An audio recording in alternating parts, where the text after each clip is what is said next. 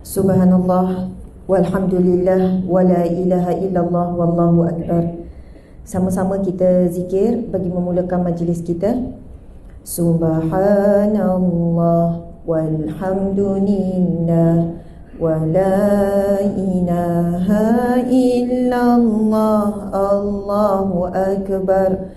Subhanallah, walhamdulillah, wala ilaha illallah, allahu akbar. Lagi sekali, sebenarnya bila kita mulakan dengan zikir, tadi doa, zikir dan juga selawat adalah pembuka kepada hati kita. Sebab bila kita hadir majlis ilmu, yang perlu mendengar adalah hati. Kalau telinga saja mendengar, kadang ia tidak melekat ataupun tidak memberi kesan. Bimbang ilmu itu bukan ilmu yang memberi manfaat untuk dunia dan akhirat. Jadi insya-Allah sama-sama kita zikrullah bagi membuka pintu hati kita untuk mendengarkan ilmu. Kemudian kita selawat secara ringkas. Boleh ya muslimin muslimat sekalian? Sekali lagi. Subhanallah, walhamdulillah, wala ilaha illallah, allahu akbar. Subhanallah, walhamdulillah, wala ilaha illallah, allahu akbar. Sallallahu ala Muhammad, sallallahu alaihi wasallam, sallallahu ala Muhammad, sallallahu alaihi wasallam. Ya Nabi salam alaika, ya Rasul salam alaika, ya Habib salam alaika, salawatullah alaika. Allahumma salli wa sallim wa barik alaihi, sallu alaihi. A'udzubillahi minasyaitonir rajim. Bismillahirrahmanirrahim. Assalamualaikum warahmatullahi wabarakatuh. Apa khabar semua? Tanya orang sebelah, apa khabar? Tanya orang sebelah, apa khabar? Oh, saya nampak dia tanya, dia jawab, apa khabar? Apa khabar? Baik, okey, baik. Subhanallah, itu di antara akhlak Nabi. Nabi akan bertanya khabar. Okey.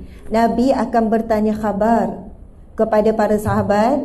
Dan jika kita tengok kisah Nabi dengan para isteri, setiap petang sebelum Nabi akan berhenti di mana rumah isteri yang menjadi giliran, Nabi akan singgah di semua rumah isteri-isteri Nabi untuk bertanya khabar.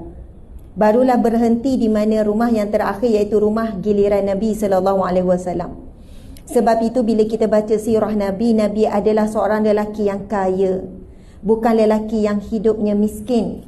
Tetapi Nabi memilih cara hidup miskin, tapi bukan miskin. Sebab Nabi menyediakan setiap orang isteri, setiap isteri Nabi ada rumah dan nafkah yang cukup. Subhanallah. Jadi kita kadang-kadang tak tanya khabar kawan-kawan kan? Kadang kalau tanya pun apa khabar? Nampak macam mana?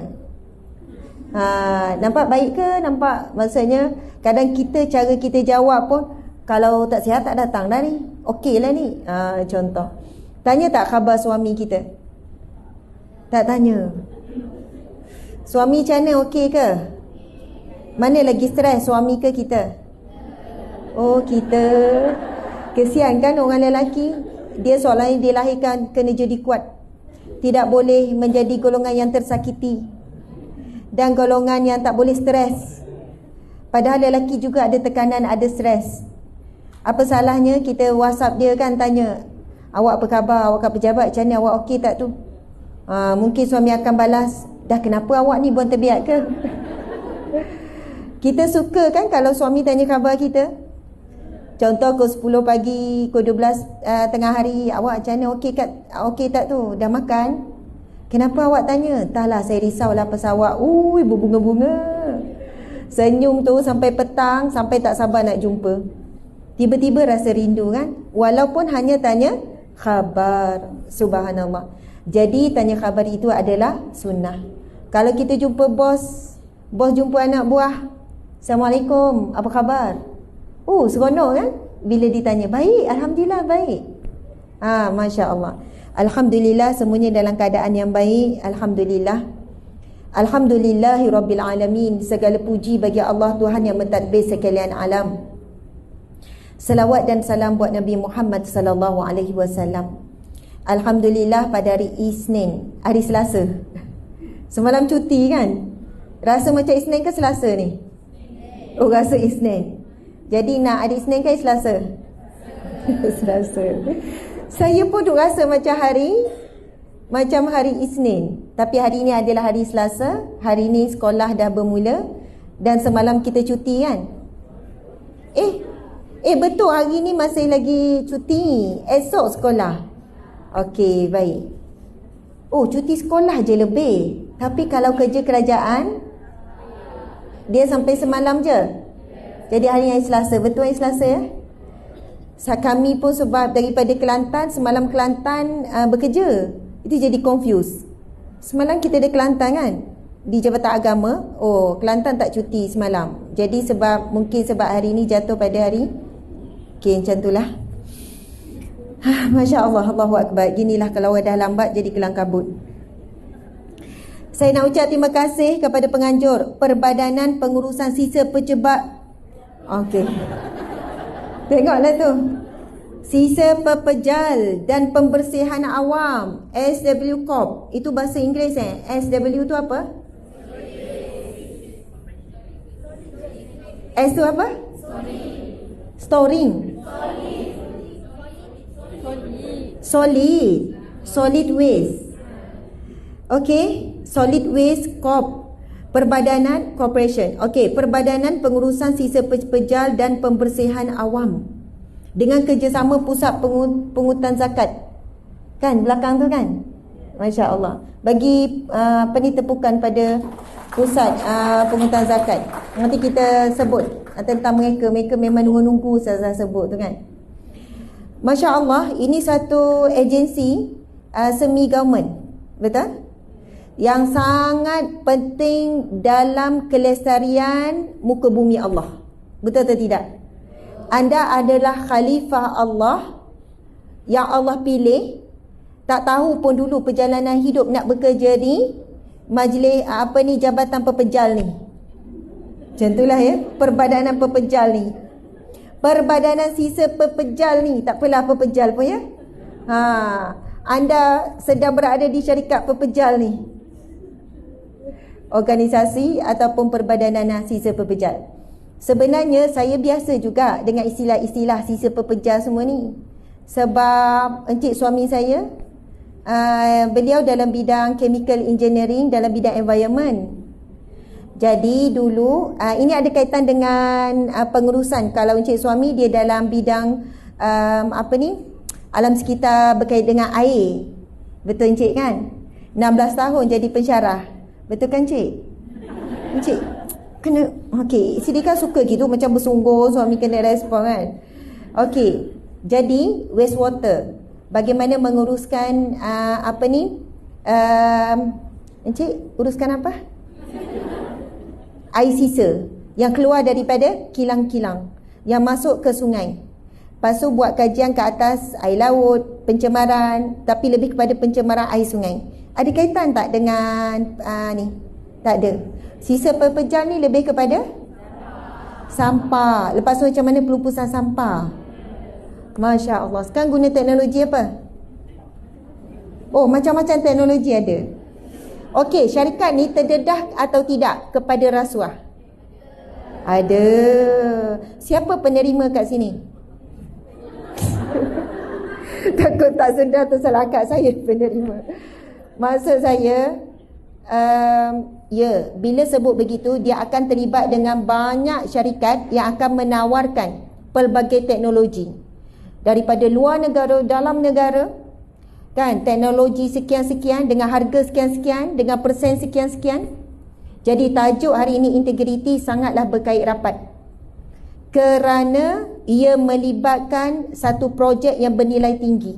Kalau dapat kontrak setahun, 2 tahun guna teknologi sekian ataupun guna bahan sekian, guna kaedah sekian. Bahkan kadang-kadang setiap kali bertukar kerajaan, wallahualam kadang bertukarlah kita panggil apa? Bertukar apa? Dasar, betul. Satu bertukar pembekal. Kita panggil apa? Vendor. Kadang vendor bertukar. Kadang itulah yang menjadi satu konflik. Namun begitu, masih lagi kita yang berada, anda tuan-puan berada dalam organisasi ini boleh mengekalkan integriti, amanah. Allahu Akbar. Terima kasih kepada MC Tuan Raja Muhammad Helmi bin Raja Abdul Jalil, pembaca doa Encik Azrul Nizam bin Muhammad, yang berbahagia Datuk Ahmad Husaini bin Abdul Rahman, Ketua Pegawai Eksekutif SW Corp. Depan ni ya? Oh, tak hadir. Oh, sekejap lagi on the way. Okey, mungkin beliau macam saya tadi ya.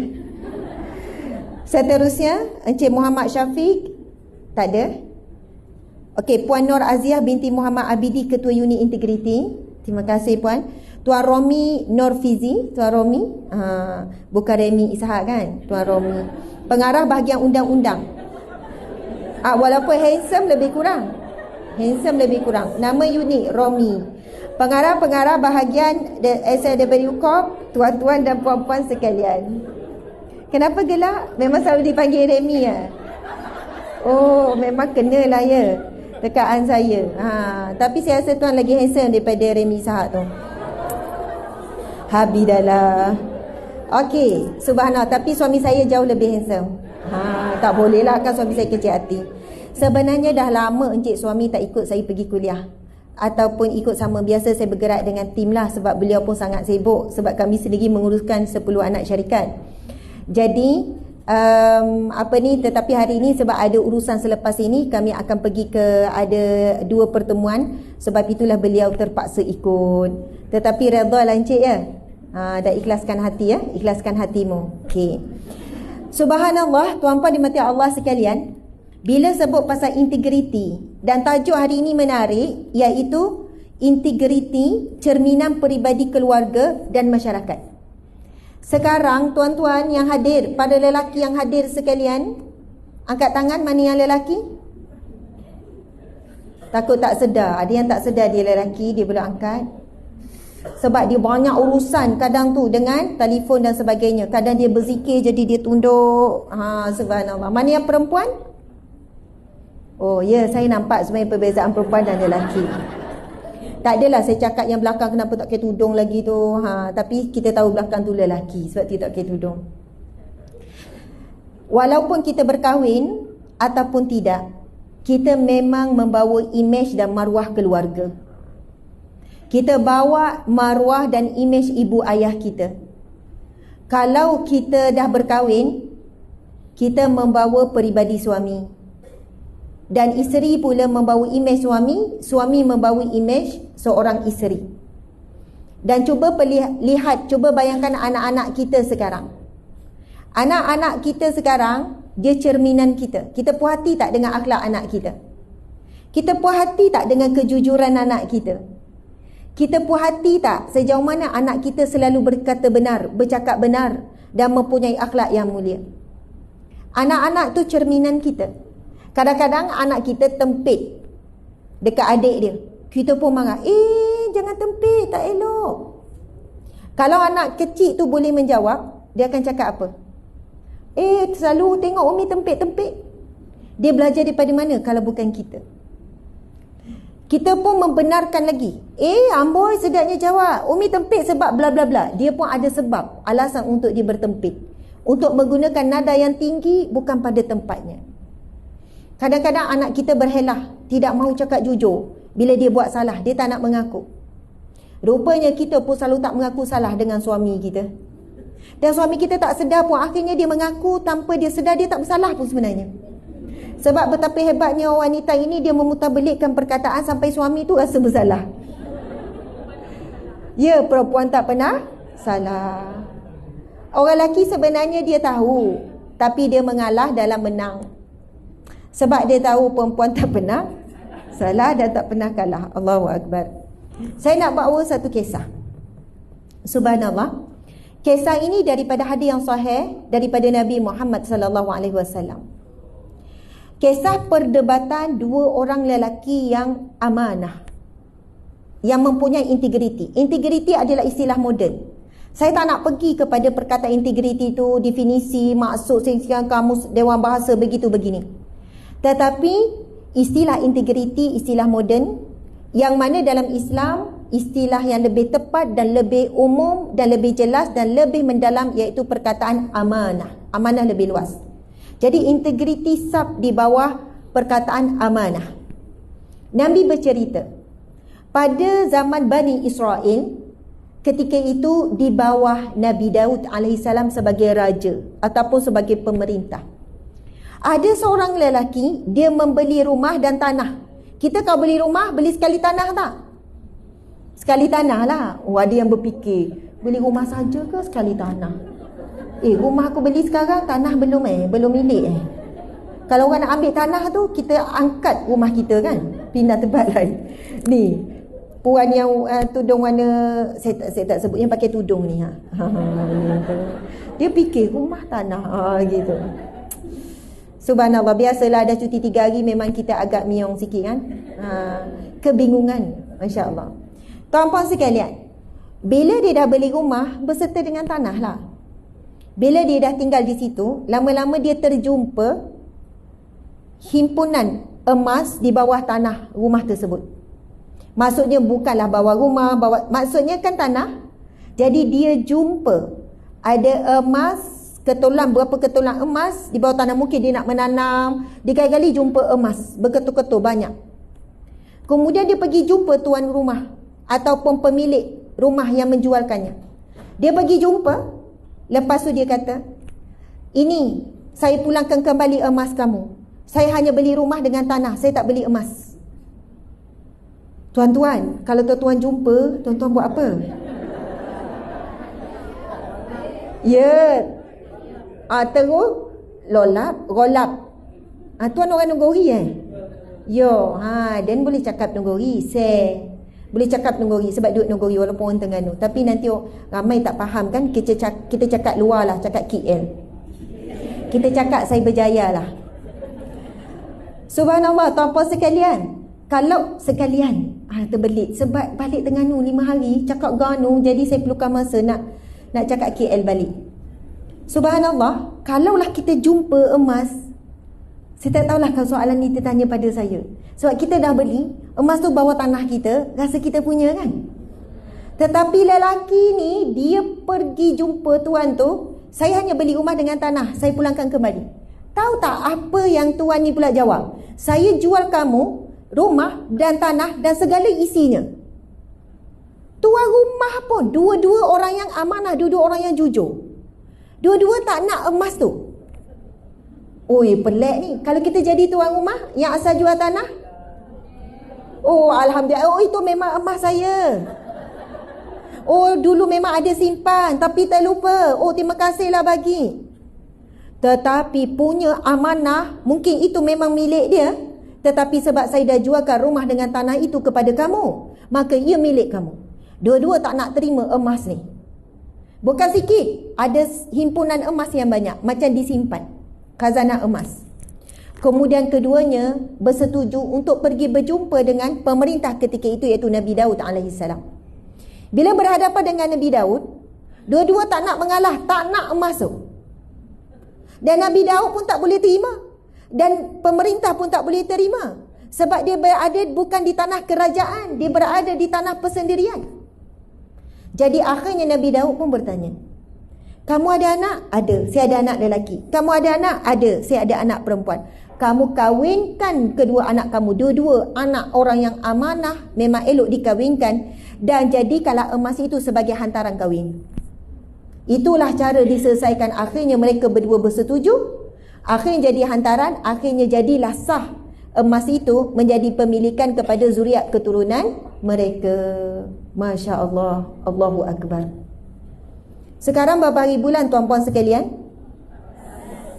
14 hari bulan. Ni waktu sesak ke waktu duit tak sentuh lagi ni? Sesak dah ni ustazah. Dah tengah bulan, dah dekat ujung bulan. Kalau isi minyak pun ni sampai titisan terakhir tu goyang-goyang. Jimat satu titis sangat bermakna. Beza kalau isi minyak kereta masa mula-mula dapat gaji. Tekan minyak pun perlahan. Sebab kita dapat teori, kalau tak tekan laju perlahan, minyak lagi jimat. Betul ke teori tu? Sebab pembakaran tu perlahan, wallahu a'lam. Maksudnya kita sedang berjimat. Tiba-tiba jumpa duit sekeping RM100 sebelah je meja kita. Ui, RM100. Rasa-rasa macam duit aku lah. Yelah, pernahlah selit duit dalam beg ni. Oh, kemungkinan kita nak buat rasa-rasa duit kita yang jatuh. Betul tak? Lepas tu kan kita pun buat pengumuman perlahan je. Ada siapa yang duit? Oh tak ada, okey. Contohlah, sebenarnya dalam Islam ada kaedah bila ada barang hilang. Kita kena buat pengumuman yang jelas, lebih kurang 3 hari, kalau ia tidak melibatkan benda yang rosak. Tapi kalau KFC, jangan sebut KFC, tak boleh sebut. Sebut apa? Mary Brown. Kalau ada Mary Brown yang family bucket tu duduk sebelah meja, yang tu memang perlukan masa, jangan sampai rosak. Buat pengumuman, siapa ni? Ada satu bucket ni. Betul bucket sebutan, betul kan? Siapa ni? Family bucket ni tertinggal kat tepi meja ni. Yang tu kalau agak-agak basi kita boleh makan. Tapi kalau barang hilang yang berharga, dia ada tempoh masa. Contoh lepas 3 hari tak ada yang tuntut, orang yang jumpa boleh jadi miliknya. Dia boleh guna. Tak jadi berdosa, tak jadi salah. Itu sebab dalam pejabat, memang orang pejabat. Tapi kalau kat luar, kena bagi pihak penguasa. Mungkin balai polis, kan, sekian-sekian buat pengumuman, lepas tu mungkin pergi jumpa balik sekian-sekian. Dia ada kaedah barang jumpa. Saya cerita ni bab integriti, bagaimana kita amanah. Allahu Akbar. Tuan-puan muslimin muslimat dimati Allah sekalian, bila sebut pasal amanah lagi, kita nak cerita kisah Nabi Muhammad sallallahu alaihi wasallam. Nabi Muhammad diberi gelaran apa? Gelaran Nabi Muhammad Al-Amin. Masya Allah. Ada siapa nama Amin? Tak ada. Ada tak di pejabat kita yang mana orang itu dikenali sebagai orang yang amanah? Ada. Ada di sini. Sampai kalau dia datang, orang segan bila nak buang masa. Bila dia masuk je dalam pejabat, orang yang sedang sedang bincang tentang masalah hal ehwal orang lain. Ataupun sedang muhasabah dirinya melalui muhasabah orang lain. Muhasabah, kita bukan apa cakap pasal bos ni, kita nak muhasabah diri kita agar suatu hari nanti kita jadi bos, kita tak jadi macam dia. Kan, hujah tu. Sambil ngumpat astagfirullah. Nampak solehah.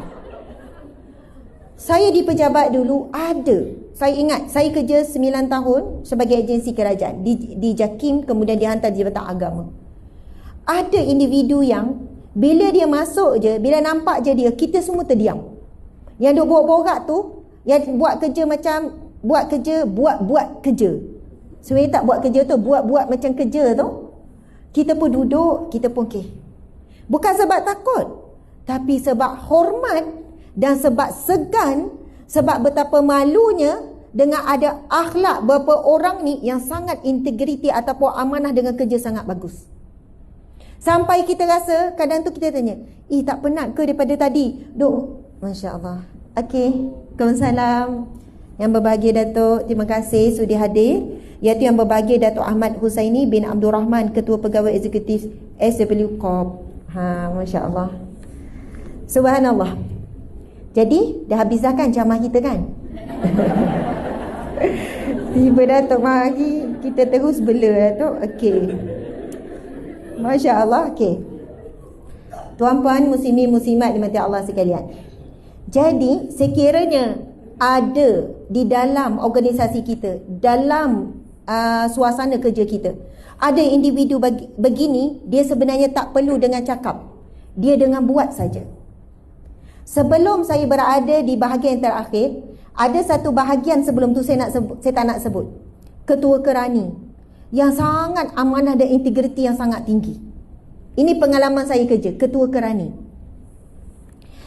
CC, kita panggil Chief Clerk, betul kan? Ada CC juga kan? Dia kerja non-stop. Saya tak tahulah, ngadap non-stop. Ada yang tengah borak, yang tengah makan. Kita pun tanya, Sisi tak makan ke? Tak apa Ustazah, saya bungkus. Dia makan sambil-sambil. Dia bawa bekal, hampir setiap hari dia bawa bekal. Dia makan sambil-sambil. Saya kata Sisi tak habis-habis ke kerja? Kadang kerja dah habis Ustazah, tapi cari kerja Ustazah. Kena cari sampai kita buat kerja. Ini waktu pejabat. Oi, kena sentap. Ustazah yang bertanya. Padahal kerja Ustazah banyak lagi tak habis ni. Lepas tu bila waktu rehat, dia mula menyusup. Apa maksud menyusup? Dia pergi ke bilik.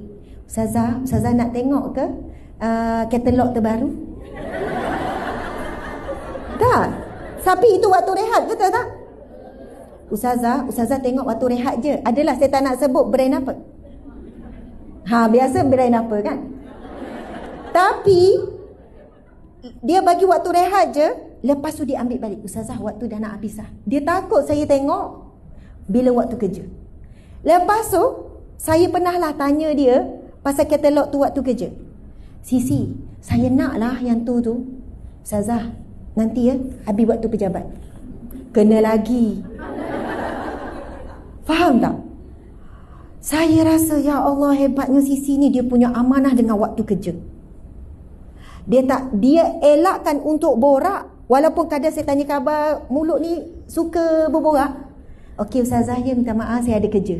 Betul ke ada kerja? Tapi dia nak berhentikan supaya tak ambil waktu bekerja untuk bercakap perihal peribadi. Saya lihat kehidupannya sangat tenang. Wajahnya pun tenang. Kerja dia selalu excellent. Bos selalu puas hati. Semua dia siap sebelum waktunya. Lepas tu rezekinya mencurah-curah. Asyik pergi umrah. Kemudian anaknya juga berjaya. Bila saya tengok anaknya, sejuk hati memandang. Sebab dia seorang yang sangat amanah dengan waktu dan dengan kerja dia. Allah akan beri berganda. Walaupun gaji dia lebih rendah daripada pegawai-pegawai. Gaji dia mungkin 2,000. Tapi yang Allah beri umpama gaji 10,000. Mungkin usaha dia untuk didik anak 10%. Tapi 90% Allah beri melalui apa? Rizki yang barakah yang dia bawa balik ke rumah. Saya teringat kisah apa? Saidina Umar bin Abdul Aziz. Saidina Umar bin Abdul Aziz adalah cicit kepada Saidina Umar Al-Khattab. Maksudnya mak kepada Saidina Umar bin Abdul Aziz adalah cucu kepada Saidina Umar Al-Khattab. Ini kisah benar yang masyhur. Ketika Saidina Umar bin Abdul Aziz pada waktu malam, dah habis waktu dah habis office hour. Dia sedang berada di rumahnya, masih lagi berada di rumah ataupun pejabat di rumahnya. Dan ketika itu dia menggunakan pelita kerajaan untuk buat kerja-kerja pejabat, kerja kerajaan, kerja negara. Kemudian dia mendengar ketukan pintu daripada bilik pejabat tu. Lalu dia bertanya, kenapa? Anaknya yang mengetuk pintu, anaknya yang mengetuk. Lalu bertanya, ya ada apa? Wahai ayahanda, ada sesuatu yang nak bincang. Mak pesan. Maksudnya ada benda yang mak suruh sampaikan. Lalu apa yang dibuat? Dia terus padamkan pelita tersebut. Kemudian bergelaplah. Dan Saidina Umar bin Abdul Aziz ini berjalan dalam keadaan gelap gelita. Pergi cari pintu teraba-raba. Lalu bila anak bertanya, ayah buat apa gelap sangat ni? Tidak, tadi ayah menggunakan pelita kerajaan, pelita negara. Maka sekarang kamu nak bicara tentang hal keluarga. Tak boleh menggunakan cahaya yang dibekalkan daripada kerajaan. Sampai begitu sekali. Dan saya teringat kisah Saidina Umar sendiri terhadap anaknya Abdullah bin Umar. Satu ketika Abdullah bin Umar dia membeli biri-biri, ataupun kita panggil kambing biri-biri. Kambing biri-biri lah yang kurus. Lalu dia melepaskan kambing biri-biri ini makan di tanah rumput, kawasan ragut rumput milik kerajaan. Maksudnya Kalau kita kata milik kerajaan ni macam luar-luar ni lah. Maksudnya rumput tu memang terbiar. Rumput tu memang seolahnya mana binatang pun boleh makan. Akhirnya kambingnya jadi gemuk. Lalu dia jual dan dia dapat untung. Hal ini sampai kepada Sayyidina Umar bin Al-Khattab. Sayyidina Umar panggil anaknya. Lalu Sayyidina Umar kata, segala untung yang kamu jual, kembalikan kepada negara. Dan kamu ambil harga modal yang kamu beli dulu kambing tersebut. Saya bawa cerita-cerita ni tuan-puan sekalian, sangat jauh dengan kehidupan kita hari ini. Betul atau tidak? Kita kerja di pejabat, kadang guna photostat di pejabat, guna A4 pejabat, guna charger pejabat, guna laptop pejabat, guna komputer pejabat. Sekali-sekala tengok YouTube, tengok apa lagi, Shopee, Lazada, apa sajalah. Tengok Facebook pada waktu pejabat, layan TikTok waktu pejabat. Lagi ada isu-isu, panas. Dan lagi kalau ada gosip. Kadang-kadang kita boleh lihat bagaimana usaha negara-negara bukan Islam nak memastikan staf ataupun pekerja ada sikap integriti apabila mereka tak mampu mengawal diri sendiri. Dekat sini, handphone letak satu tempat ataupun bebas dipegang? Bebas kan pegang?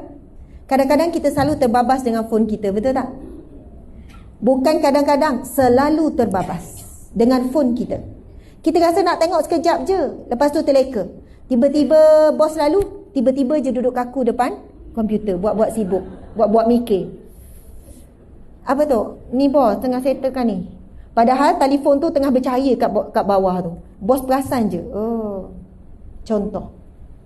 Kami sebenarnya hampir-hampir syarikat kami ada 200 lebih staff. Lebih kurang 240, 230 macam tu.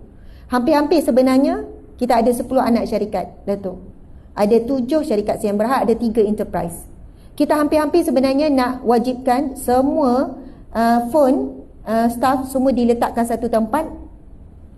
Hanya dibenarkan phone-phone yang melibatkan kerja saja. Mungkin yang pegang adalah manager atau general manager saja. Itu pun yang berurusan saja. Pengalaman kami pernah duduk di luar negara Australia, Brisbane. Kalau kita pergi Brisbane, Australia, sebab masa tu suami saya sambung PhD kat sana, University of Queensland. Kalau kita tengok negara dia, Queensland ni sendiri, Brisbane ni sendiri, bandar dia tak besar macam KL.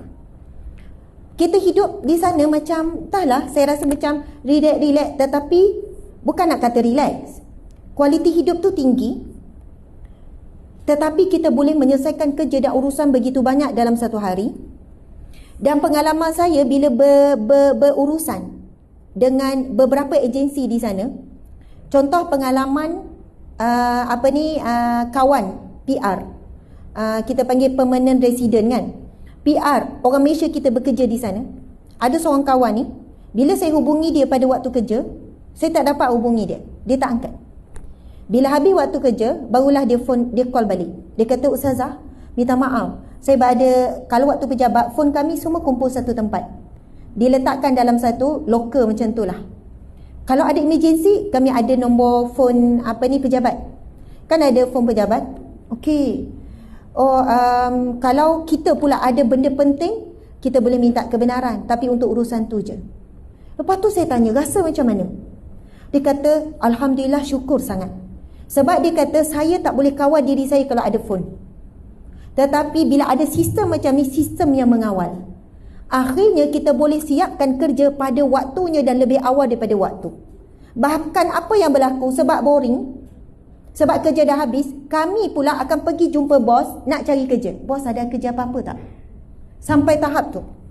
Dan kalau kami diberikan tugas, contohnya untuk siapkan paperwork, kami tak akan simply, sebab kami ada masa yang banyak, kami akan buat sehabis baik. Itu perbezaan bila kami dikawal oleh sistem. Kita tahu, kalau anda pergi luar negara, contohlah kalau kita pergi sebelum ni lah, kita pernah pergi Dubai. Mungkinlah kita tak tahu sistem Dubai macam mana. Tapi saya pernah berurusan dengan beberapa kedai masa pergi ke Dubai. Lepas orang tu minta saya ambil gambar dengan dia dan suruh saya send. Adalah Dia kata, awak ambil gambar? Saya nak ambil gambar. Sebab dah borak-borak tu kan, dia dah suka saya pula. Perempuan lah. Saya jenis gambar. Ambil gambar, lepas tu awak tolong send. Ambil lah kamera telefon awak. Tak boleh, waktu kerja full, tak boleh guna phone. Hari ini betul atau tidak, telefon, gadget tu telah menukar kita menjadi orang yang tidak amanah. Dengan masa, dengan tugas, kerja kita buat asal siap je. Last minute baru nak buat. Sebab itu masa duduk di Australia, siapa balik lambat luar daripada waktu kerja, balik lambat sejam, tak balik lagi, dia akan dirujuk kepada unit kaunseling. Dia dianggap bermasalah. Kat sini kan bagus balik lambat kan. Wow, pekerja cemerlang, dapat anugerah ni tahun depan ni. Hari-hari balik lambat. Kenapa mereka mengkelaskan yang balik lambat, yang lebih dua tu pejabat bermasalah? Kemungkinan dia akan disiasat. Kenapa dia tak boleh buat kerja on time? Kenapa dia perlu lebihkan masa? Dan dia dikira orang yang tidak bertanggungjawab dengan keluarga. Sepatutnya ketika itu dia dah berada di rumah. Sepatutnya dia sudah pun menjalankan tanggungjawabnya sebagai suami, isteri ataupun sebagai ibu. Tetapi dia masih berada di pejabat. Dia bukan orang yang amanah dengan waktunya. Sepatutnya waktu itu dia berada di rumah. Tetapi seimbang dengan cara mereka bekerja di pejabat full. Kalau 8 jam, 7 jam memang fokus full. Of course, bos-bos tak kisah kalau nak balik on time, kalau kerja quality, kerja on time dan quality, berkualiti, high quality. Orang kita, perkataan yang paling tidak tepat digunakan adalah, tak apa, kita buat asalkan ikhlas. Kita kerja paling penting ikhlas. Buat je asalkan ikhlas. Sebenarnya ciri-ciri orang yang ikhlas, kerja mesti TikTok. Kerja mesti the best. Itu ciri-ciri orang yang ikhlas. Ciri-ciri solat yang ikhlas, solat yang khusyuk, adalah solat yang hampir dengan sifat solat Nabi. Dengan khusyuk, dengan sopannya, dengan lemah lembutnya, dengan bacaan terbaiknya, dengan semua sunnah hayat dibuatnya, bagaimana wuduknya, barulah kita kata itu adalah solat yang ikhlas. Dia buat sehabis baik sebab nak tunjukkan kepada Allah. Sebab itu kalau kerja jenis asal siap, asal buat, lepas tu dia nak ikat kepada ikhlas, yang penting ikhlas, dia telah memberi fitnah kepada perkataan ikhlas. Nabi sebut apa? Sesungguhnya Allah mencintai seseorang apabila dia melakukan tugas, dia buat itqan an yutqanu, dia akan buat dengan bersungguh-sungguh. Walaupun tugas yang diberikan kecil je, tapi dia buat bersungguh-sungguh, all out dia buat. Saya pernah pergi tandas di satu kampung dalam, ini kampung dalam, Lingki dalam lagi, sebab saya ceramah dekat situ. Lepas tu saya pergi tandas dia. Ini bukan tandas tengah bandar ni, tengah kampung, tapi tandas dia TikTok, bersih, dengan wangi, dengan decoration. Lepas tu ada hiasan pokok-pokok lagi. Sampailah saya cari siapa yang jaga tandas ni. Saya cari AJK Masjid. Lepas tu saya tanya, siapa yang jaga tandas ni? Lepas tu dia kata, kejap Ustazah, saya panggil AJK Tandas. Datanglah makcik kampung AJK Tandas. Makcik yang jaga tandas ni. Ya Ustazah, kenapa, ada masalah ke dengan tandas? Makcik, tandas ni boleh tidur makcik. Tandas ni lagi wangi daripada bilik saya, lagi bersih makcik. Ustazah, ini amanah saya. AJK Masjid dah bagi makcik jaga tandas, makcik buat terbaik macam makcik jaga rumah makcik. Mesti rumah makcik banyak pokok je. Dalam tandas tu dengan pokok hijau, dengan bersih. Sungguh, kalau saya wangi, saya kata, ya Allah, makcik orang yang sangat amanah. Makcik duduk kat kampung macam ni, tak ada orang tahu pun makcik jaga tandas. Ustazah, makcik buat kerana Allah. Allah tengok apa makcik buat. Biarlah orang tak puji, orang tak tahu pun makcik jaga tandas ni, tapi Allah tahu. Ini orang yang ada sifat amanah. Dia tahu apa yang dia buat untuk dipersembah kepada Allah, untuk ditunjuk kepada Allah. Sebab itu luar biasa orang yang ada sifat amanah. Saya cerita pengalaman hidup saya yang real. Ada kisah cleaner masa saya kerja kat pejabat dulu. Cleaner ni, saya sampai awal di pejabat 7.30. Sebab dulu masa saya bekerja, 9 tahun saya bekerja, anak kan masuk 7.30 sekolah. Jadi sekolah tu dekat je dengan pejabat saya.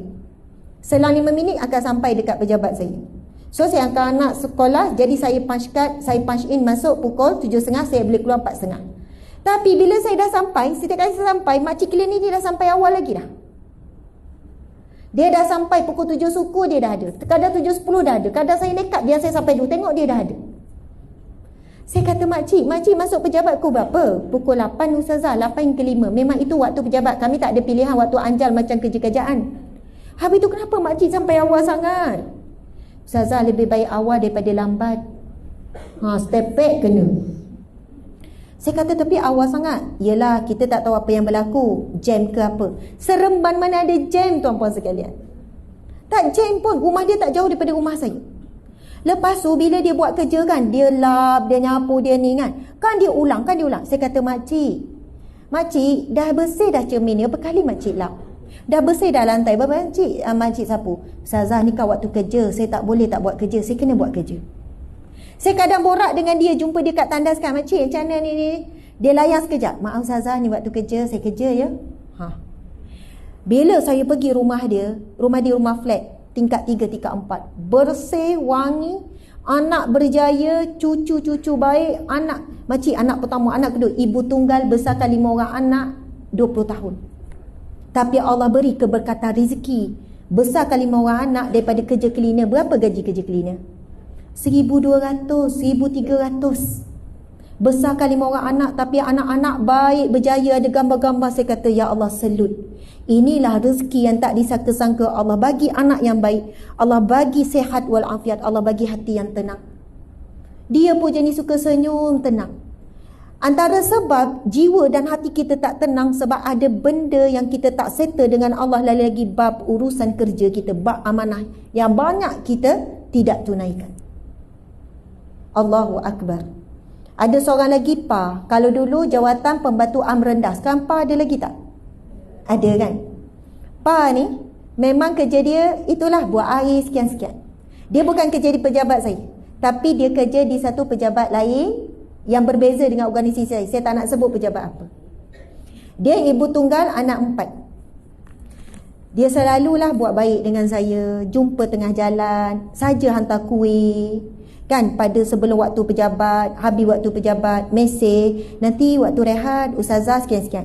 Dia salah seorang anak, bukan nak kata anak murid, saya tak suka panggil anak murid, tetapi dia sangat menghormati saya. Walaupun masa saya bekerja masa tu saya dah mula ceramah, dia pun selalu ikuti kuliah dan ceramah saya.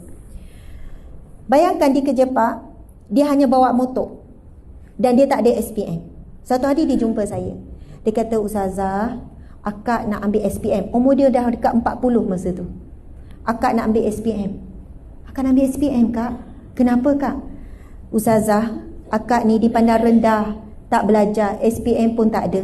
Dah lah akak kerja macam ni Ustazah, sekian-sekian, akak nak ambil SPM. Lepas tu tahu-tahu SPM dah habis. Alhamdulillah Ustazah, selalu jumpa suruh doa, kan bagi kuih, kan bagi ni. Ustazah sangat jaga dari segi integriti, amanah kerja. Seorang yang saya tahu memang di pejabat dia selalu puji cara dia bekerja. SPM dah habis. Lepas tu dia kata, Ustazah, akak nak buat diploma. Subhanallah. Lepas tu sambung diploma 4 tahun. Tahu-tahu, Alhamdulillah Ustazah, akak dah habis diploma. Umur 40 lebih baru ambil SPM sampai habis diploma. Kak, kenapa akak ambil? Kenapa akak susah payah? Akak tahu walaupun akak diploma, akak tak boleh pun naik pangkat Ustazah dengan umur Ustazah, dengan umur akak sekian-sekian. Tetapi akak nak tunjuk pada anak-anak berjuang dan berusaha bersungguh-sungguh belajar dengan amanah. Dan hasil kerja amanah itulah akak bayar dari segi kos-kos pengajian, tak ada siapa yang tanggung dengan anak-anak semua. Allahu Akbar. Integriti tuan-puan sekalian, integriti. Saya juga ada banyak himpunan kisah masa saya jadi unit runding cara. Bila datang masalah rumah tangga, terutamanya melibatkan anak, melibatkan pasangan, saya akan tanya berkenaan dengan kerja. Saya akan tanya solat macam mana, kami jaga solat. Puasa, kami puasa. Saya akan tanya berkenaan dengan kerja. Minta maaf tuan, tuan sedang mengadu hal masalah anak. Anak degil, anak tak nak dengar kata, anak sekian, anak minum arak, anak merokok, anak ambil dadah. Lepas tu saya tanya, kes-kes macam ni tuan-puan sekian, kisah benar. Ini ibu-ibu yang dah buntu dah ni. Anak keluar balik lewat malam sebab Runi cara bukan dirujuk masalah rumah tangga saja, suami isteri saja. Kadang masalah kritikal anak remaja baru umur 16-17 minum arak, pergi clubbing sekian-sekian. Ustazah, macam mana saya nak selesaikan? Minta maaf tuan-puan jaga solat ke tak? Alhamdulillah kami jaga solat ustazah. Seterusnya saya akan tanya soalan, macam mana kerja? Tuan kerja, puan kerja. Macam mana tuan-puan di tempat kerja? Apa maksud ustazah? Pertama saya nak tanya, bagaimana amanah tuan-puan dengan rezeki yang Allah bagi? Tuan-puan bayar zakat ke tidak? Dan ramai yang sangkut bab zakat. Kita ada pusat kutipan zakat yang datang. Ada orang confuse, kenapa zakat kena potong setiap bulan, sedangkan kalau kita belajar bab zakat, zakat ini dia dikira setahun sekali bayar zakat. Betul atau tidak? Setahun sekali baru bayar zakat, baru cukup haul, lepas tu nisab. Tetapi kenapa zakat dipotong daripada gaji kita setiap bulan? Sebab ia dibahagikan, setahun dibagikan 12 bulan. Anda boleh je nak buat setahun sekali, takut tak terbayar bila hujung tahun. Dalam bulan 12 itu dengan sekian-sekian, anda nak kira setahun. Sebab itu bila anda pergi kat pusat kutipan zakat, mereka akan tanya berapa pendapatan setahun. Daripada pendapatan setahun tu akan dipecahkan kepada setiap bulan.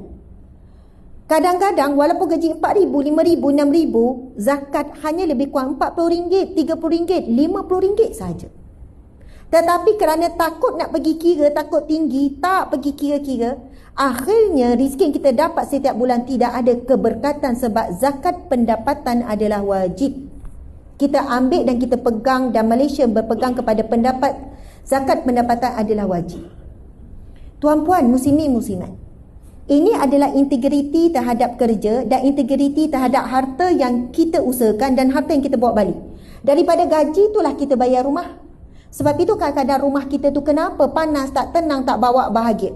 Daripada rezeki gaji itulah kita bayar kereta. Daripada rezeki gaji itulah kita bayar yuran pengajian anak. Daripada rezeki gaji itulah kita beli makanan. Sebab itu Nabi SAW bersabda, zakat itu sendiri Nabi sebut, zakat itu adalah penyucian. Maksud zakat itu penyucian, dan Nabi sebut tidak berkurang. Tidak berkurang hartamu disebabkan zakatmu, malah bertambah. Ada banyak masalah rumah tangga suami isteri juga saya akan kaitkan dengan zakat. Bila datang masalah rumah tangga saya akan tanya, solat, rukun Islam akan dicek dulu, syahadah. Ada tak buat perkara yang membatalkan syahadah? Ada tak buat perkara syirik? Ini integriti kita sebagai orang Islam. Lepas tu dia tanya, apa yang membatalkan syahadah? Ada tak sekian jumpa bomo, berubat sekian-sekian? Ada tak buat amalan-amalan ni sekian-sekian? Bila cek, okey, syahadahnya okey. Lepas tu cek solat, kemudian cek puasa, kemudian cek zakat. Memang hampir kebanyakan sangkut bab zakat. Dan selepas saya minta, puan, tuan, pergi segera dekat kaunter zakat. Saya ustazah kerja dekat 20 tahun tak pernah bayar zakat. Nanti keluar jumlah yang banyak. Tak apa tuan, tuan pergi je, keluarlah berapa jumlah, tuan bayarlah setakat yang mampu. Walaupun keluar jumlah yang tertunggak adalah lebih kurang 20,000 contohnya, tuan niat untuk bayar zakat tu, tuan bayarlah ikut kemampuan. Mungkin bulan ni boleh bayar 50, bayarlah 50. Kalau tuan mati, tuan dianggap tidak berhutang dengan Allah. Sebab tuan niat untuk bayar, tetapi mati dulu. Dan percayalah, orang yang berniat, tuan-puan sekalian, kita kalau berhutang dengan orang, zakat ni kira berhutang dengan Allah. Kalau kita berhutang dan kita niat untuk bayar hutang bekerja, tengoklah rezeki kita Allah buka luar biasa. Walaupun tak bertambah tetapi berkat. Tapi orang yang menangguhkan bayar hutang, orang berniaga pun sama. Orang berniaga kalau tangguh bayar kepada supplier, tangguh bayar kepada pembekal, memang berniaga tu tak boleh nak pergi jauh, tak boleh nak pergi luas. Tersekat sahaja. Tersekat. Kami ada jumpa masa pergi Perlis baru ni, ada seorang lelaki ni, umur dia dah 70 lebih, pemilik kepada 8 buah hypermarket, minimarket yang besar di Perlis. Nama dia apa ya? Nama apa dah, Encik Suami? Aisyah bintun. Aisyah tu nama mak dia kan? Kan nama isteri dia. Nama mak dia. 4 pintu 3 tingkat. Besar tak? 4 pintu 3 tingkat. Besar. Semua ada macam supermarket. Masa tu macam ni tau. Saya lalu sampai traffic light, saya nampak besar, cantik, bangunan merah hitam. Lepas tu saya minta yang bawa tu, boleh tak U-turn balik, saya nak singgah hypermarket tu. Dengan izin Allah, saya sampai je, owner tu ada depan kedai. Owner tu ada depan kedai. Terus pekerja kata, Ustazah, itu owner. Itu owner. Tuan-puan sekalian. Lepas tu saya kata, Assalamualaikum Tuan Haji. Tuan Haji tu pun jawab, Waalaikumsalam. Dia pun tanya, siapa? Tuan Haji tak kenal saya. Rasa glamour sangat kan? Tuan Haji tak kenal. Tuan Haji tak kenal. Minta maaf, saya tak kenal orang. Lepas tu saya kata, Tuan Haji tak ada YouTube, tak ada ni kan, rasa glamour sangat. Minta maaf, saya tak ada Facebook, saya tak ada TikTok, saya tak ada media semua. Dan saya juga tak tengok TV. TV pun saya tak tengok. Minta maaf kalau saya tak kenal. Lepas tu staff dia pun katalah, ni Ustazah ni gini. Kata, terima kasih Ustazah sudi singgah. Saya pun kata, cantiknya. Saya pun masuk ke dalam, bersih, tersusun, indah, rapi. Saya kata, macam mana Tuan Haji handle? Alhamdulillah ada 8 macam ni. Ada 8 cawangan yang macam tu. Lepas tu saya pun cuba teka lagi. Mesti ada manager-manager yang hebat kan Tuan Haji. Sebab tak puas hati sebab dia dah tua umur 7 lebih. Mesti ada manager. Saya tanya soalan ni, demi Allah saya tanya. Sebab kami pun menghadapi krisis tu. Bila ada 2 atau orang bekerja, manager nak bentuk GM dan nak jemput manager pun susah. Nak bentuk integriti, sikap apa semua. Tapi semua tu proses lah. Dia pun kata, tak ada Ustazah, memang semua 8 kedai saya urus sendiri. Saya kata, Tuan Haji urus sendiri? Lepas tu saya kata, Tuan Haji umur dah 70 lebih, sehat, badan tegap, sihat walafiat.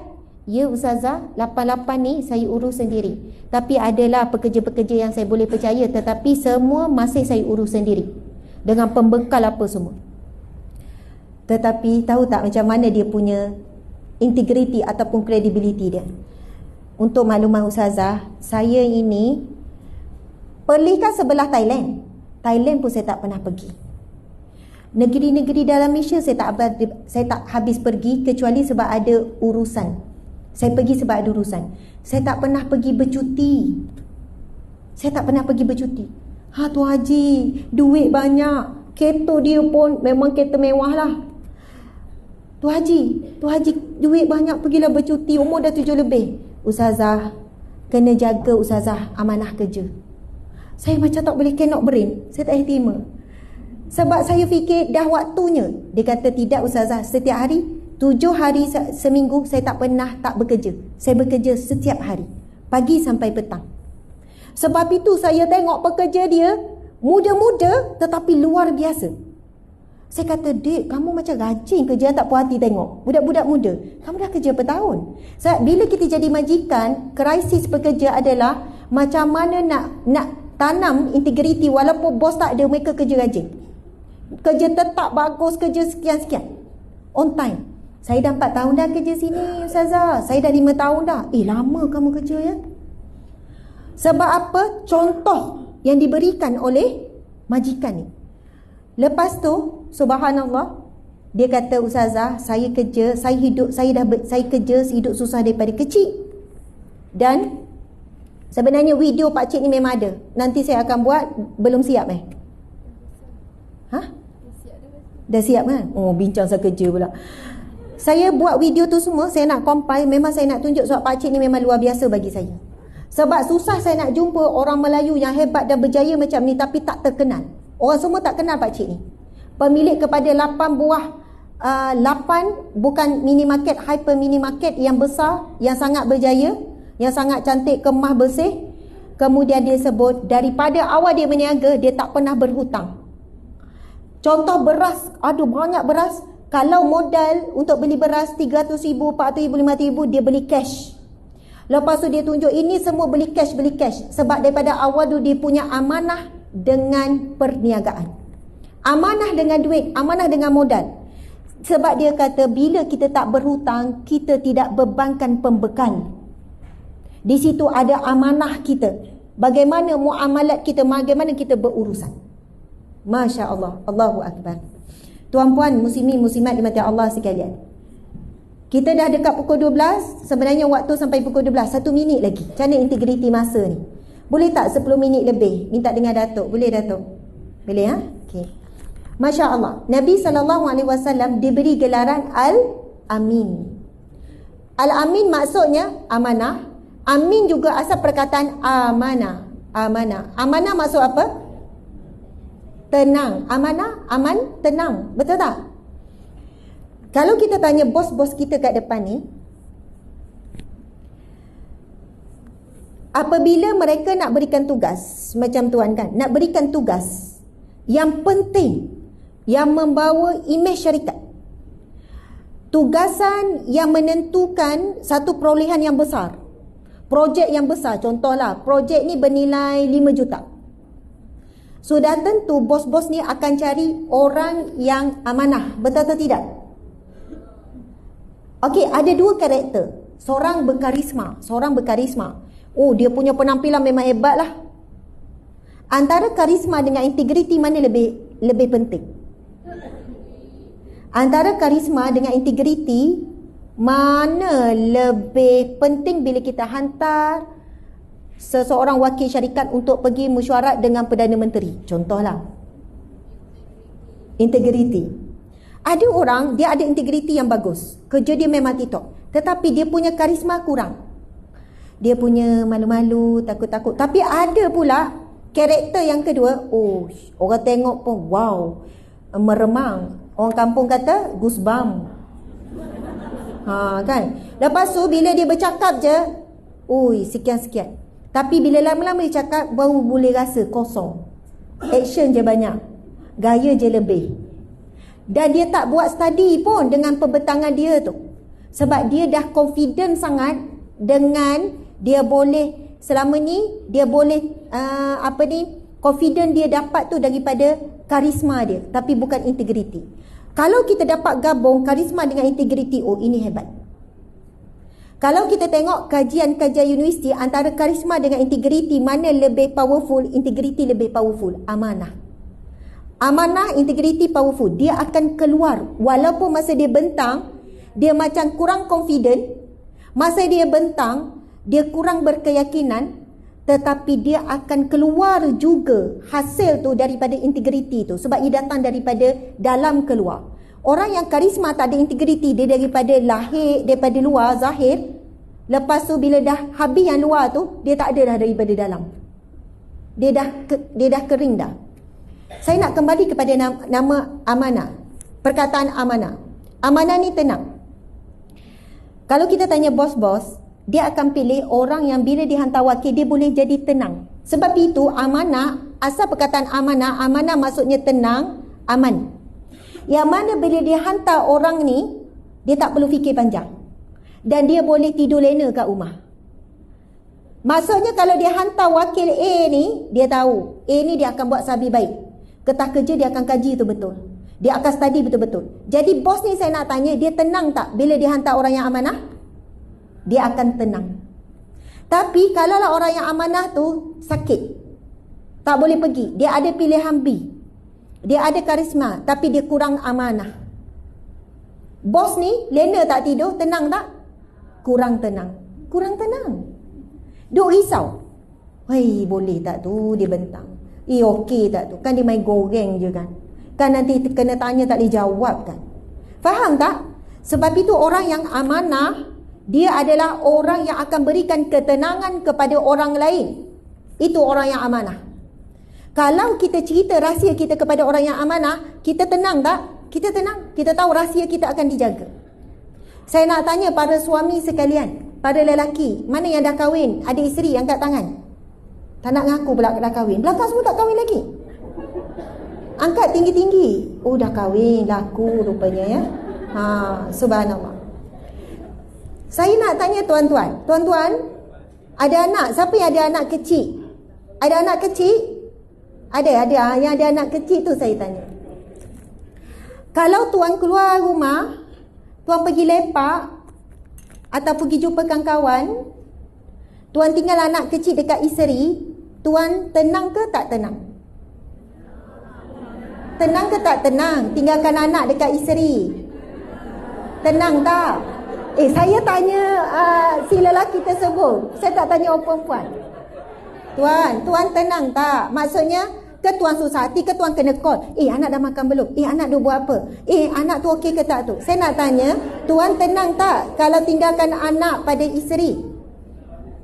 Tak tenang. Tuan, maksudnya isteri tuan tak boleh dipercayai untuk jaga anak? Dah, dia bersalah dah. Saya tanya ni tuan, jujur, tuan okey tak tinggal anak pada isteri? Okey tak? Okey. Tengok dia menyorok di belakang kepala orang lain. Tuan okey. Saya nak tanya orang perempuan, kau tinggalkan anak pada suami tenang ke tak? Tengok. Cuma ulama perempuan.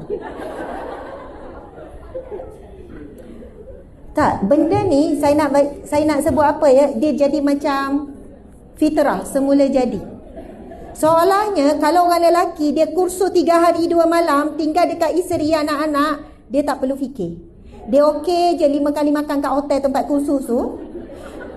Dia tak ada pun risau-risau, dia tahu anak dia akan tukar pampers, dia tahu anak dia. Tapi kalau tuan puan tinggalkan anak umur 6 bulan pada suami 3 hari 2 malam, macam mana? Sekejap call.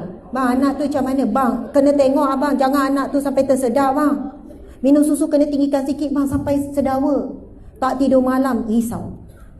Orang yang amanah adalah orang yang dia bila tinggalkan ataupun diberikan amanah, dia akan beri ketenangan kepada orang yang tinggalkan amanah tersebut. Adakah suami masing-masing tak amanah? Yang cakap tak semua tu kurang sikit Ustazah. Dalam bab lain okey, tapi dalam bab tu kurang. Tuan-puan sekalian, saya bukan nak puji suami saya ya. Saya kan anak 7 orang. Saya dah start ceramah 10 tahun yang lepas. Saya dah tinggalkan anak saya start daripada 40 hari saya dah tinggal dah. Kadang 3 hari 2 malam. Masa kerja dulu, kerja banyak khusus 5 hari 4 malam. 6 orang anak dia jaga seorang, dengan baby semua dia jaga. Dan saya relax, saya memang tak fikir langsung. Tak ada susah hati, tak ada pesan-pesan apa semua. Cik, bagi tepuk sikit lah pada cik suami. Tak ada. Maksudnya, Alhamdulillah Allah beri partner. Saya rasa ada ramai suami yang begitu. Betul tak? Betul. Bagilah tepukan pada para suami semua. Mungkinlah hati. Tuan-puan sekalian, sebenarnya wujud lelaki yang sangat amanah dalam menguruskan hal ehwal rumah tangga. Isteri keluar tak fikir. Dia tahu anak dia cukup makan, dia tahu anak dia mandi, dia tahu pamper tukar, dia tahu susu tak tersedak, dia tahu suami akan jaga malam, anak tak tergolek bawah katil. Maksudnya, disitulah bermulanya kepercayaan yang dibentuk. Tapi bukan senang. Dan kita pergi kepada bagaimana tajuk kita integriti, cerminan peribadi keluarga dan masyarakat. Sejauh mana kita integriti dalam kerja sampai orang rasa tenang, bos rasa tenang bila beri tugas pada kita. Kita jangan buat perbandingan dengan orang lain. Engkau jangan jadi orang penting syarikat tahu, nanti kau susah nak cuti. Ini ayat-ayat zaman sekarang. Kalau kau jadi orang kepercayaan bos, memang susahlah kau nak cuti. Bos akan cari kau. Baik jadi orang sederhana, sedang-sedang saja. Jangan menonjol sangat. Jangan tunjuk sangat. Ini perkataan-perkataan yang ditanam supaya saya adalah family man, family woman. Ada staff, ini pengalaman staff saya lah. Ustazah, saya mengutamakan keluarga. Sebab itu minta maaf, tugasan yang Ustazah minta buat hujung minggu tu saya tak dapat. Saya kata kalau macam tu, kamu boleh berhenti kerja dan kamu jaga keluarga kamu. Kamu akan ada masa yang banyak dengan keluarga kamu. Kamu ada masa 24 jam dengan keluarga. Kan kamu mengutamakan keluarga? Betul tak ni? Tapi Ustazah, saya perlukan kerja ni. kerja ni, kamu dah tahu masa interview ada komitmen kerja hujung minggu. Sebab saya pun bekerja hujung minggu dan ada beberapa syarikat yang bawa pasti hujung minggu. Tapi hujung minggu adalah waktu saya dengan keluarga. Maka saya pergi bukan hujung minggu, seluruh hari saya pergi pada awak duduklah dengan keluarga. Lepas tu dia tak faham lagi, tak puas hati. Saya cakap begini, kalau betul kamu utamakan keluarga, jaga keberkatan kerja, amanah dengan kerja. Dan kamu tahu kerja kamu, masa interview lagi, kamu terikat. Masa interview okey, sanggup okey. Tapi bila dah kerja, tiba-tiba itu tak boleh kerja, malam tak boleh, ini tak boleh. Dan disebabkan kamu orang yang sangat menjaga keluarga, kamu mesti orang yang sangat menjaga amanah tempat kerja, sebab daripada kerja inilah hasilnya kamu akan bawa kepada keluarga. Sebab itu kita akan dapati orang yang sangat sayang keluarga, sangat sayang dirinya, dia sangat sayangkan kerjanya. Dia sangat bagus dalam kerjanya, dia akan buat sehabis baik kerjanya. Sebab dia faham dan dia beriman kepada bab keberkatan. Bila berkat kerja betul-betul, anak tu dia tak ada masa banyak pun didik anak, tetapi Allah jadikan anak itu baik. Dia tak ada banyak masa, kuantiti tak banyak, tapi masa yang ada kualiti. Anak tu dia tak ada pun macam anak kecil, tetapi anak tu penyayang, tunggu je dia balik. Padahal jumpa 1 hari 2 jam je, tetapi punyalah anak setiap kali balik tunggu, peluk. Sebab apa? Allah yang tanam, Allah yang akan jaga hubungan tu. Ada orang masa dengan keluarga banyak, tapi duk lepak, tengok TV kan, tu lepak. Maksudnya masa yang berkualiti solat jemaah tak ada, baca Quran sama-sama tak ada, zikir sama-sama tak ada. Akhirnya walaupun masa banyak, hubungan keluarga tetap tak kuat. Anak tetap bermasalah, hubungan suami isteri tetap bermasalah. Sebab itu jangan risau orang yang bekerja kuat dan bekerja keras. Anda tidak mengurangkan sedikit pun bahagian daripada keluarga anda. Sebab Allah akan pulangkan. Kerana ada hadis Nabi SAW, dan saya sudahi ceramah ini tentang integriti ini dengan hadis Nabi ini. Nabi SAW bersabda, dan saya selalu jadikan hadis ini sebagai motivasi diri saya sendiri, dan harap-harap tuan-puan boleh jadikan ini juga motivasi semua. Nabi bersabda, barang siapa yang mencari rizki yang halal dan barakah untuk menafkahi dirinya, supaya dia tidak meminta-minta, Nabi kata. Pertama, kita kerja, kita nak nafkah diri kita sendiri. Dan yang kedua, untuk menafkahi keluarganya. Dan yang ketiga, untuk memberi ataupun untuk membantu orang yang memerlukan. Ada 3 niat dia bekerja. Bukan untuk diri dan keluarga je. Satu lagi, dia nak membantu siapa memerlukan, ahli keluarga dia ke, adik-beradik dia ke, siapa-siapa. Maka dia akan dibangkitkan di mahsyar kelak, Nabi kata, dengan wajah yang bercahaya ibarat bulan purnama. Hadis Nabi yang lain, Nabi sebut apa? Barang siapa yang keluar bekerja pada waktu pagi, sehinggalah dia pulang, dicatat baginya pahala jihad. Dan jika dia mati dalam mencari rizki itu, dia dikira syahid. Bukan syahid dunia akhirat macam syahid di medan perang, tapi syahid yang diampunkan Allah dosa. Sebab itu dalam Islam, hukum bekerja bagi lelaki wajib. Maka melakukan kewajipan pahalanya sangat besar. Anda sedang melakukan ibadah selama 8 jam sehari sekurang-kurangnya, selama 30 tahun kalau bertugas 30 tahun, 20 tahun kalau bertugas 30 tahun.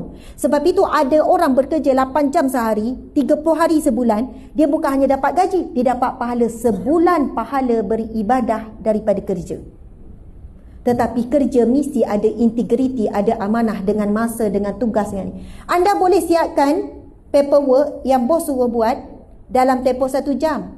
Tetapi ada B, dia buat 3 jam. Sebab B lebih integriti. Dia buat dengan sungguh-sungguh, dia cari 10 paperwork buat perbandingan. Yang ini sejam. Kita akan dapati ramai sangat orang yang buat kerja, terutamanya orang Melayu kita, kerja asal siap, asal buat. Kalau tim media kerja dengan saya 10 kali kena reject, dia orang sampai putus asa. Saya kata buat sampai saya puas hati. Akhirnya mereka bila dapat, mereka kata, Ustazah, alhamdulillah akhirnya saya boleh pecahkan tembok. Masa 3 kali kena reject, dah nak memberontak dah. 5 kali kena reject, susah payah tak tidur malam buat video yang saya nak. Sebab apa? Susahnya nak pecahkan tembok, buat kerja mesti buat sehabis baik, bukan buat asal siap. Dan mudah-mudahan apa yang kita kongsikan, mudah-mudahan apa yang kita kongsikan hari ini menjentik sedikit hati kita nak berubah.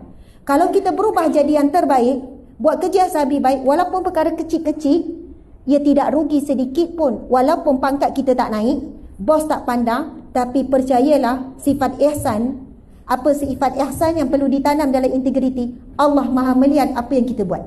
Dan bila Allah lihat apa yang kita buat, Allah lah yang akan balas. Allah balas melalui anak, Allah balas melalui suami, Allah balas daripada rizki, Allah balas dari sudut dari sudut kesihatan kita, kebahagiaan. Dan apa yang Allah balas lebih berganda daripada bos balas, daripada majikan balas. Sebab manusia membalas terhad, sangat terbatas, tapi Allah membalas sangat luas, tidak terjangkau dengan fikiran kita. Terima kasih banyak-banyak. Mohon maaf salah dan silap. Semoga bermanfaat. Mudah-mudahan Allah berkati majlis kita pada hari ini, dan Allah berkati ilmu. Sebab tanda ilmu yang barakah adalah kita rasa, dan kita boleh keluar dalam bentuk amalan kita. Kita berubah menjadi lebih baik, insya-Allah. Saya mendoakan tuan-puan sekalian dilimpahkan rezeki yang barakah, melimpah ruah seperti air sungai yang mengalir, air zam-zam yang mengalir. Diberikan keluarga yang bahagia dan bersatu di syurga Firdaus tanpa dihisap, tanpa diazab. Dan Allah jadikan SW Corporation, masya-Allah, sebuah organisasi yang menjalankan amanah Allah. Sebab anda khalifah untuk menjaga muka bumi yang amanah, dan anda akan dibangkitkan di masyarakat kelak menjadi salah seorang daripada VIP Allah. Sebab Nabi menyebutkan 7 golongan yang mendapat naungan Allah di hari tidak ada naungan melainkan naungan Allah itu di masyar, iaitu al-imamul adil, pemimpin yang adil ataupun pekerja yang amanah. Jadi anda menjaga muka bumi Allah ini kerja yang sangat besar, sebenarnya sangat susah. Sebab khalifah antara tujuannya menjaga kelestarian bumi. Jadi anda dipilih oleh Allah, walaupun anda rasa peranan anda kecil, tetapi ia adalah sangat besar pada pandangan Islam, sangat besar pada pandangan Allah. Jangan sekali sebut saya kerani je, saya pembantu je. Tidak ada istilah je. Apabila satu tanggungjawab itu daripada Allah, pemilihan daripada Allah, apa yang anda buat adalah sangat besar. Saya respect pada tuan-puan di hadapan saya sebab anda adalah orang-orang yang hebat. Bagi tepukan pada diri masing-masing. Wabillahi taufiq wal hidayah. Assalamualaikum warahmatullahi wabarakatuh. Waalaikumsalam warahmatullahi wabarakatuh. Alhamdulillah.